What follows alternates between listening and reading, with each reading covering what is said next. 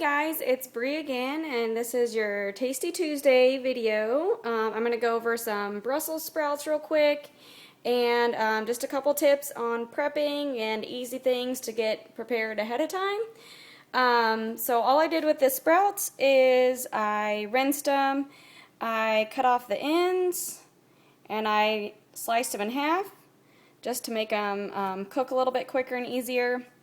I put just a light spray of olive oil on them just to get some of the seasonings to stick.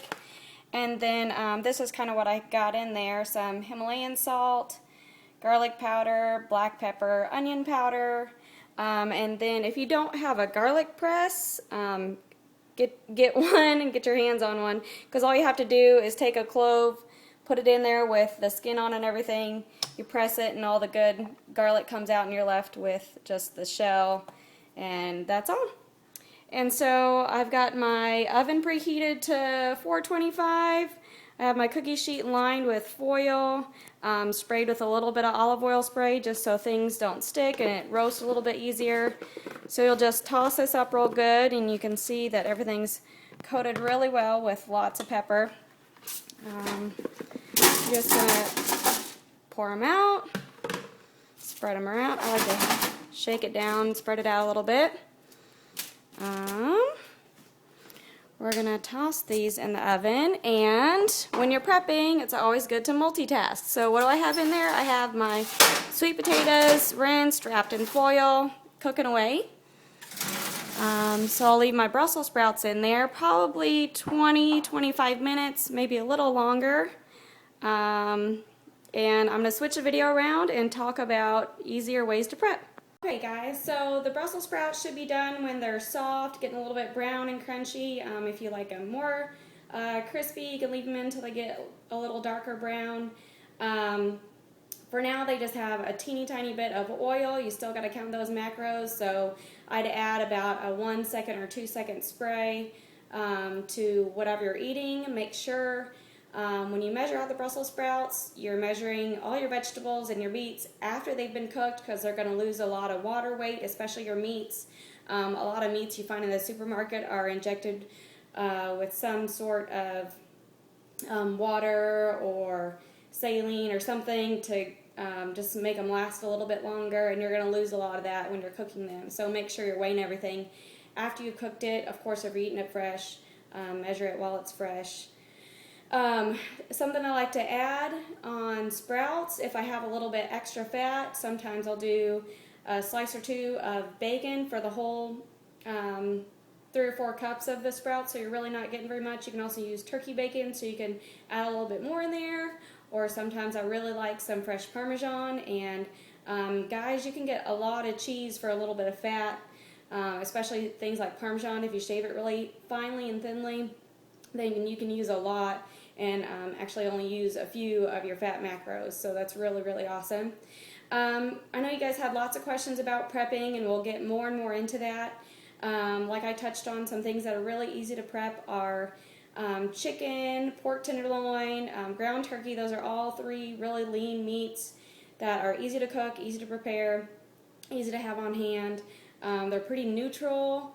The turkey is a little bit different taste to get used to, but you can put lots of seasonings in there to really bump it up and make it taste really, really good. It doesn't taste bad, it tastes great. It's just different. I mean, it's not going to taste like a beef burger. So some different ways to prepare those. You can grill, you can pan sear in a non-stick pan with just a little tiny bit of olive oil or some coconut oil.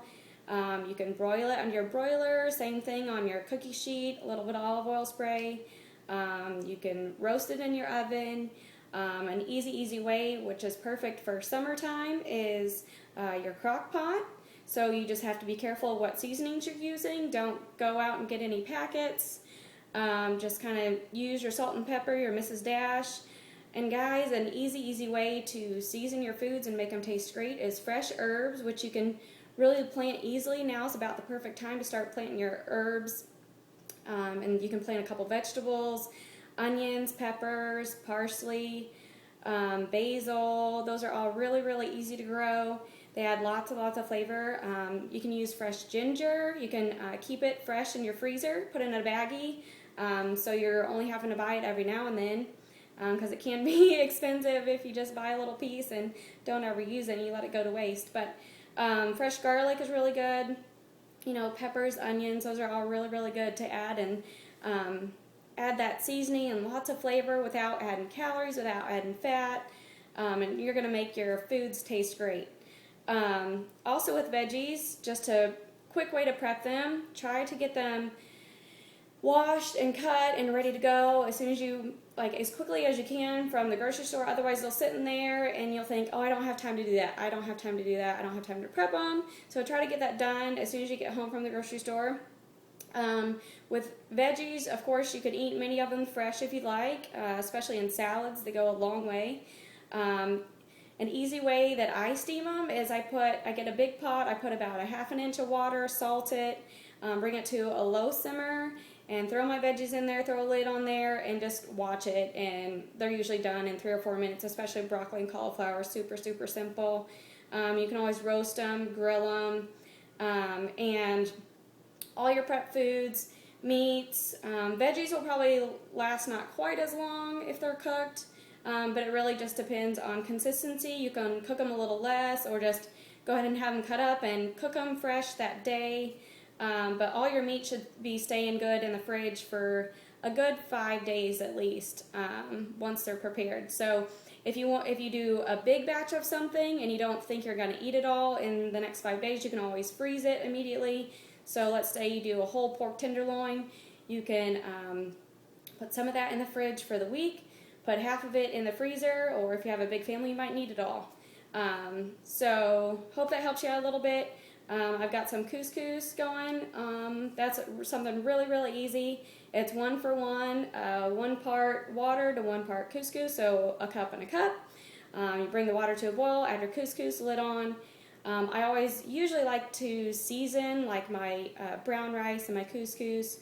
I season the water before I boil it, so it's got a little bit of flavor. Of course, my go-tos are salt, pepper, garlic powder, usually a little bit of onion powder, and then you can build from there with your Mrs. Dash or whatever seasonings you like, or herbs. And that gives you a neutral sort of plate to build from if you want to do a Hispanic themed meal or a Greek style meal. So hope that helps you guys, and have a great day.